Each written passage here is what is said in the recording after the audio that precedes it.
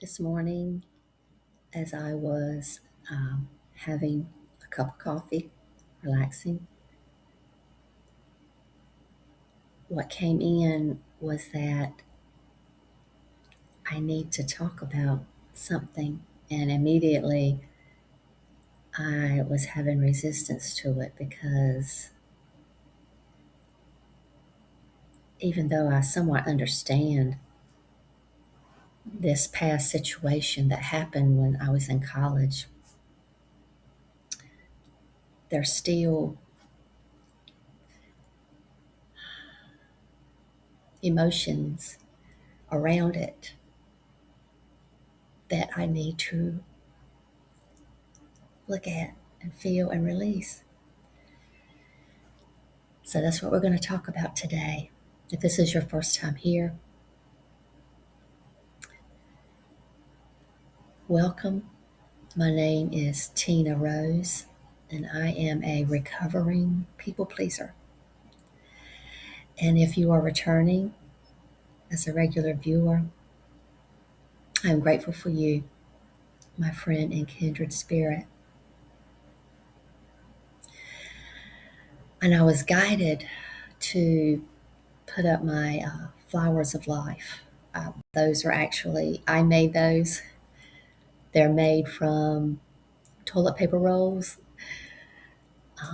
and I spray painted them gold. Did this years ago. Um, and so now I know why I was guided to put those up, because the flower of life is going to help me get through and you get through similar emotions because of the repetitive geometric patterns help us to come into coherence, helps calm our nervous system.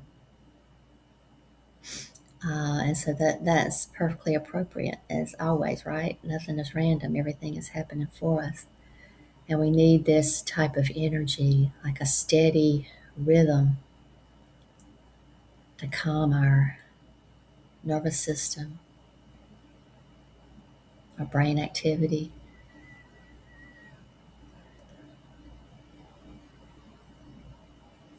So immediately this morning when this experience from my college days came up, and yep, I'm probably going to be crying. uh, and that's okay. It's good to cry because I'm releasing that energy, letting go of that energy. And when I started having resistance this morning, as soon as that memory came into my mind, and I immediately started crying. So I knew it was something that I needed to get up here and talk about more, to release more of the old suppressed emotions around it, because my primary goal is to heal. My primary goal is my healing. So, as much as I know it's going to be painful, I know it's going to be okay. And great on the other side of it. So here we go. Um, and by the way, this is the People Pleaser Support Group, where we hold space for each other's healing journey, and in a way that honors your lived experience and encourages your recovery. I had to pause real quick to grab a tissue because I'm definitely going to be needing it more. And so that's what we're doing here, the People Pleaser Support Group. So this thing that I have more emotions to release around is one of the first times that a specific situation where I remember how I was ostracized emotionally by my mom. And yeah, it happened all during my life as an infant, as a young child, a toddler, adolescent, teenager. So at this point, the one that I remember in college, okay, so um, I was a late bloomer, as some would say, and I went back, I worked, graduated from high school, went to college for a couple of semesters, and then I dropped out and just worked full time, and then I went back. So the age that I was during this experience, I went back to college full time, probably at about age 22, 23. So I was about that old. And I had, when I went back to college, I moved back home so that, right, finances and everything, because my goal at that point was I was determined to go ahead and get my business degree. So I moved back home, and I don't even know why, but that's the way it always was. My mom didn't express what she was feeling or why. She just took it out on me. Um, and it sounds very subtle, but I know if you'll know if it happened to you, you'll know how painful this is and how difficult it was for me. But she was uh, angry at me, and I don't know the professional words for it. From a psychologist or a psychiatrist standpoint. But she would not talk to me. I'm sure there's words for it. Um, just emotionally block me, um, and give me the evil eye. I mean, she was so full of hate. I could feel and see the hate in her body language, in her eyes. Um, and I remember that was all had been happening. I mean, it would happen for long periods of time, like weeks at a time at least. And this particular time, it had been happening for a couple of weeks. And I got up that morning again to go to class, and I go in, to the kitchen after I've showered and everything before I leave and get something to eat. And she's just doing it. I mean, just I'm not going to try to demonstrate, but just I could see it and feel it in her body, her eyes, and she wasn't speaking to me at all. And if something needed to be said, it was with so much disgust and spite, just everything around it.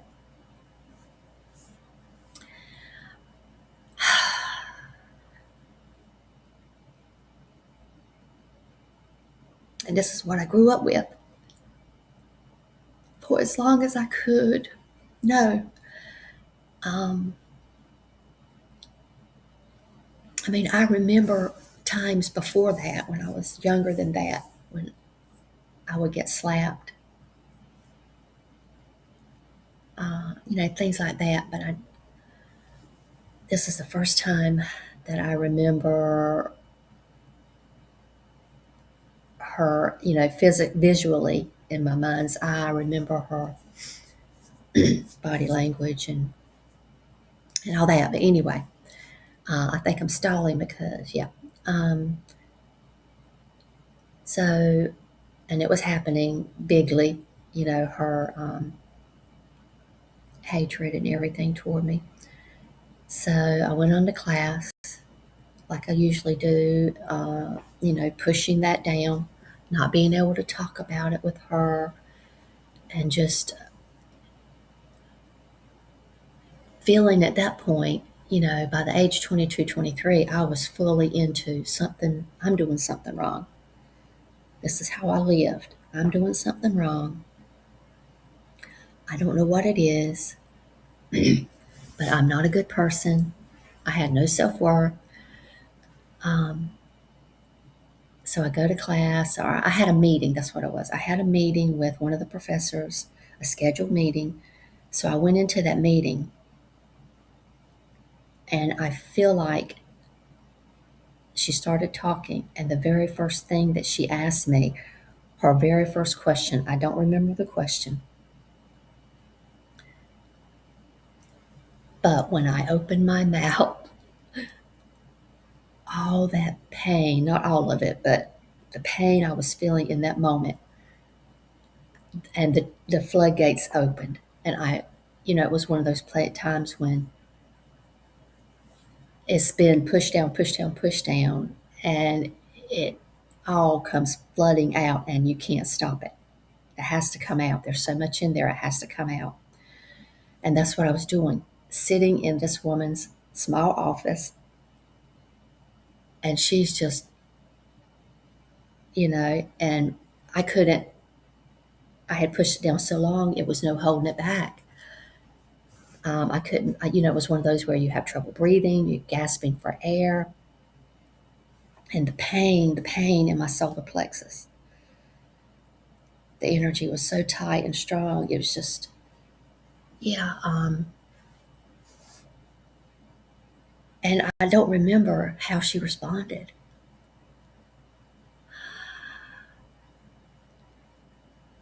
And at the same time, when I finally got through the meeting, I don't remember if it almost felt like she said, well, let's reschedule or something, but I'm not sure. After that, everything was just, at the same time, there was some bodily relief because I had gotten some of that out. I was feeling shame for doing that, guilty for not having accomplished what we needed to accomplish during the meeting. And I mean, it was one of those that a lot of that pain, it just had to come out. There was so much of it had been pushed down. And I drove from that meeting to my boyfriend's house, and I just lay down and continued to cry just to get it out.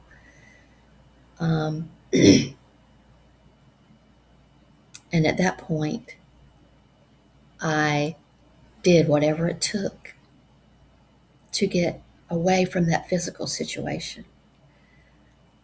I didn't really have that much money. I was working 2 or 3 jobs, and putting myself through college.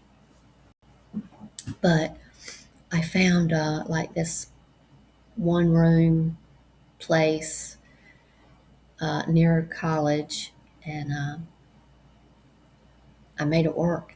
I went into debt. I used my credit cards. I made it work, whatever I had to do to get away from that. But it was more like, at that time, it was more like not getting away from it because I deserve better, getting away from it because in my distorted way of thinking, I needed to get away from it because she hated me and she didn't want me around. That's more what my reason for getting out. And that's how everything in my life worked. I had been so conditioned, my thoughts were distorted, and it was just so incredibly hard.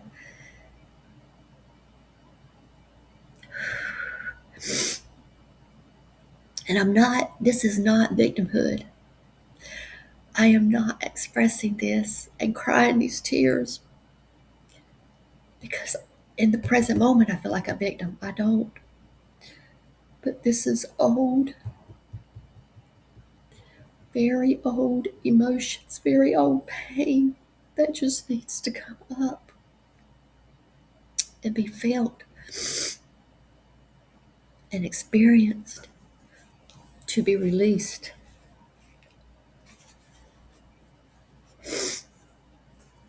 That is the healing. And like I said before, my goal is to heal. My goal is God. And every time I heal, every time you heal, we come closer to our end goal, my end goal, which is God. Being closer to God, my God self, my true nature. My voice feels a little bit different, but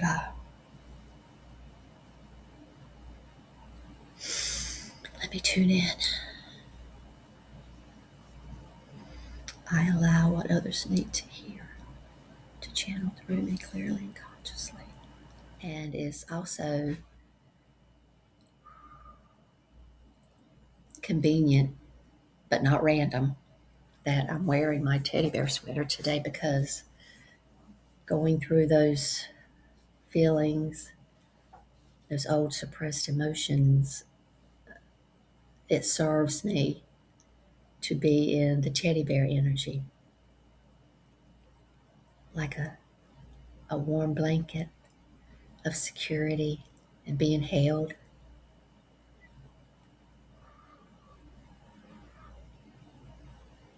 along with the healing effects of this rhythmic,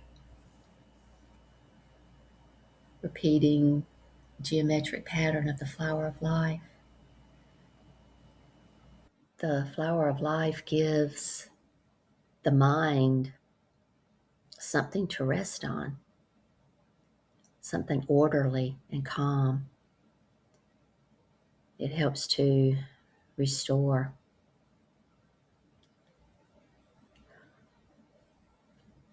our internal rhythm. It doesn't heal us, it just creates the conditions that we need, the space that we need for healing to occur. Because we grew up overriding ourselves, our needs and our wants. And the flower of life returns us to a natural pace where nothing needs to be rushed or proven. It returns us to our inner authority. I do want to do an energy healing today, because I'm feeling that with these two flower of life symbols above me, that's going to be part of the healing. So go ahead and get into your comfortable position and say, I am open to receive. Let me prepare myself. Hopefully I won't have to continue clearing my throat for a few minutes so that we can get through this healing. All right. And we begin.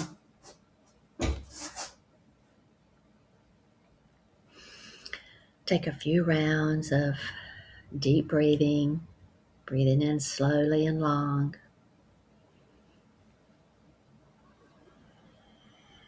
Exhaling long and slow.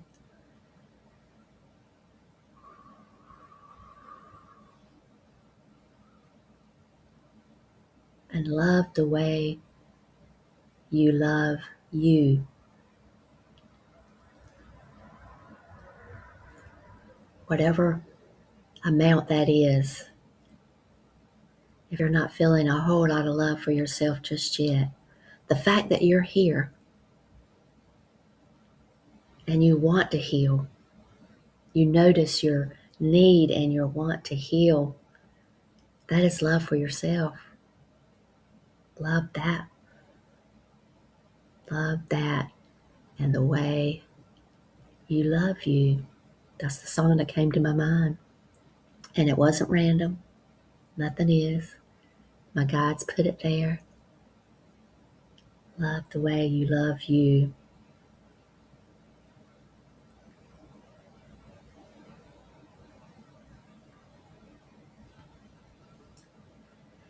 Let me call in our reinforcements, our sources of healing, this omniscient, omnipresent energy.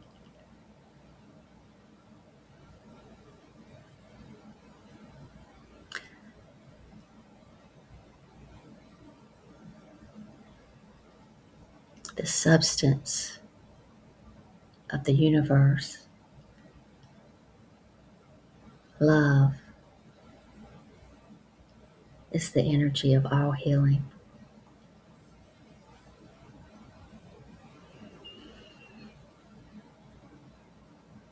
Allow this love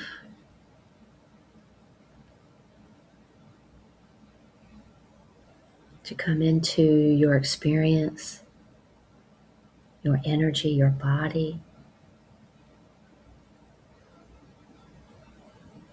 like a warm blanket.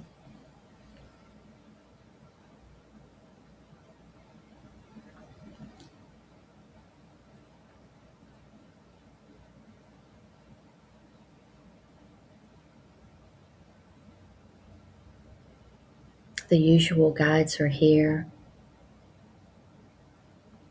and Mother Mary steps forward.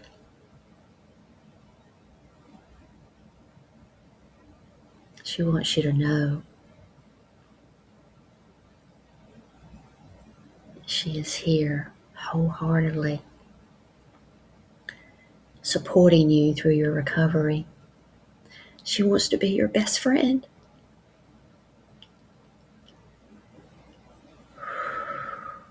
She wants you to know. She wants you to feel and experience your worth and your value, how important you are in this experience we call Earth School.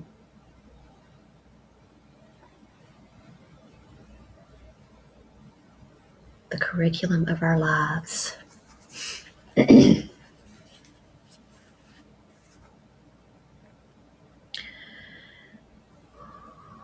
The energies are flowing through. Be open to receive. And now I invite you,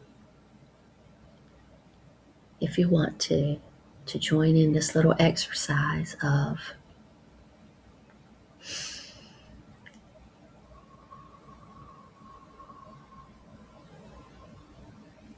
looking at these symbols above my head, the flower of life,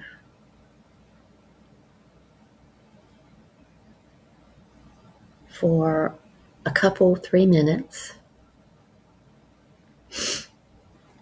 and tracing the lines, the patterns with your eyes, and try to do it with a quiet mind. You don't have to analyze it or interpret what you're seeing, but just notice it in your body. What do you feel in your body as you trace gently with your eyes these repeating patterns?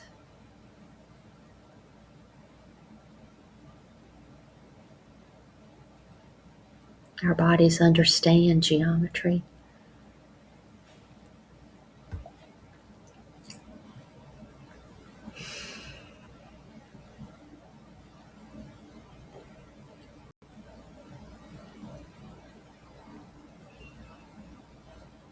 we don't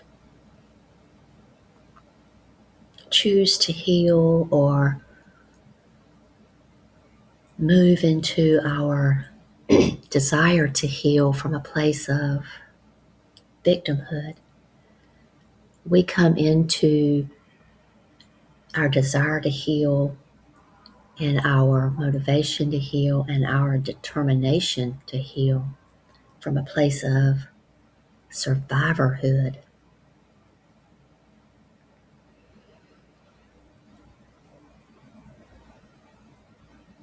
And maybe that started out as, I don't want to hurt anymore. I don't want to suffer anymore. I don't want to abandon myself anymore. I want to choose me. I open to my needs. I open to my desire for feeling safe and calm.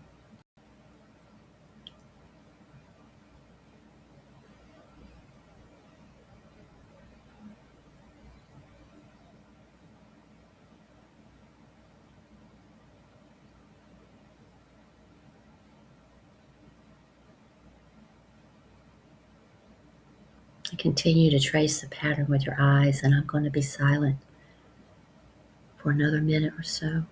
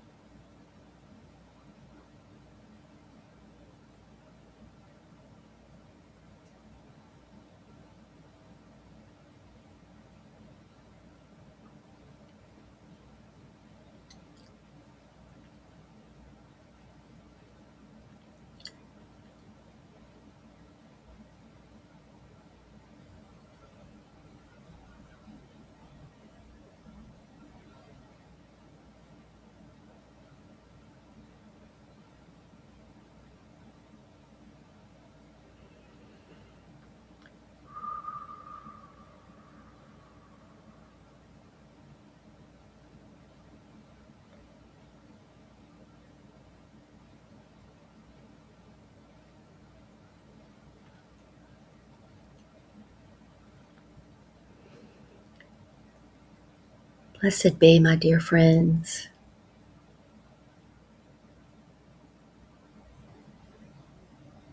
And we love you.